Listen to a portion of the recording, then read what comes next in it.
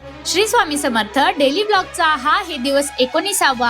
आज मी खूप खुश आहे कारण आज मी 2 महिन्यानंतर शौर्याला भेटायला जाणार होते, पण त्याआधी शॉपचं सर्व काम उरकून मला निघायचं होतं। आज सकाळी 6:30 वाजता शॉपवर आलो कारण आज थालपीठ ऑर्डर होती।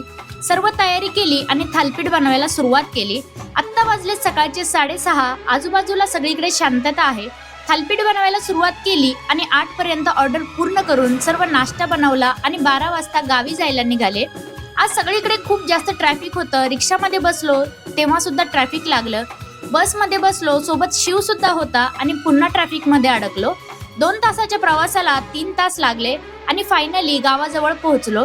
आणि गावाकडचं वातावरण खूप छान झालं होतं। सगळीकडे रिमझिम पाऊस आणि हिरवळ होती। फायनली 4 वाजता घरी पोहोचले। शौर्याला भेटायची खूप एक्साइटमेंट होती, पण तो 5 वाजता येणार होता आणि फायनली शौरू घरी आल्यानंतर नुसता धिंगाणा सुरू झाला। मी पण खूप खुश झाले त्याला भेटून आणि शिव सुद्धा। सुट्टी घेतल्यामुळे 2 दिवस शॉप बंद होतं। काही कस्टमर रील पाहून लांबून आले होते, त्यांना रिटर्न जावं लागलं, त्याबद्दल खरंच सॉरी। पण गावाकडे आणखी काय काय मजा केली हे पुढील येणाऱ्या ब्लॉग मध्ये नक्की पहा। चला भेटू नेक्स्ट व्हिडिओ मध्ये।